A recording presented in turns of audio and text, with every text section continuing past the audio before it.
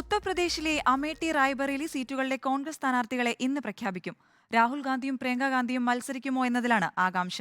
എന്നാൽ ഇരുവരും മത്സരിക്കാനുള്ള സാധ്യത കുറവാണെന്നാണ് റിപ്പോർട്ട്. റായ്ബറേലി മണ്ഡലത്തിലെ സ്ഥാനാർത്ഥിയെ ബിജെപിയും ഇന്ന് പ്രഖ്യാപിക്കും. അമേഠിയിൽ രാഹുലും റായ്ബറേലിയിൽ പ്രിയങ്കയും മത്സരിക്കുമോ? ആഴ്ചകൾ നീണ്ട പല അഭ്യൂഹങ്ങൾക്കും വിരാമമിട്ട് ഈ ചോദ്യത്തിന് കോൺഗ്രസ് ഇന്ന് ഉത്തരം നൽകും. 5ാം ഘട്ടത്തിൽ മെയ് 20-ന് വോട്ടെടുപ്പ് നടക്കുന്ന ഈ സീറ്റുകളിലേക്ക് നാമനിർദ്ദേശ പത്രിക സമർപ്പിക്കാനുള്ള സമയം നാളെ അവസാനിക്കുകയാണ്.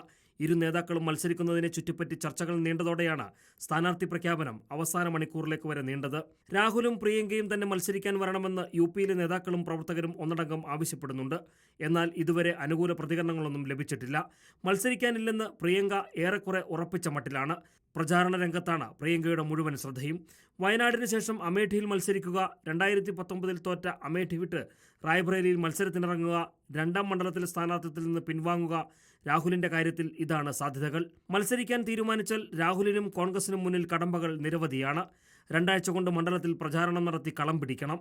അതേസമയം വരാനിരിക്കുന്ന 3 ഘട്ടങ്ങളിലെ തെരഞ്ഞെടുപ്പ് പ്രചാരണവുമായി മറ്റ് സംസ്ഥാനങ്ങളിൽ സജീവമാകാനും കഴിയില്ല. രാഹുലിന്റെയും പ്രിയങ്കയുടെയും അഭിപ്രായം അറിഞ്ഞ ശേഷം കോൺഗ്രസ് അധ്യക്ഷൻ മല്ലികാർജ്ജുൻ ഖാർഗെയാകും അന്തിമ തീരുമാനമെടുക്കുക.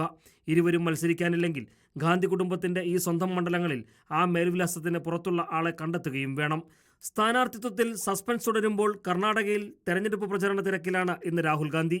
കോൺഗ്രസ് പ്രഖ്യാപനം കാത്തുനിന്ന് ബിജെപിയും റായ്ബറേലിയിൽ ഇതുവരെ സ്ഥാനാർത്ഥിയെ പ്രഖ്യാപിച്ചിട്ടില്ല.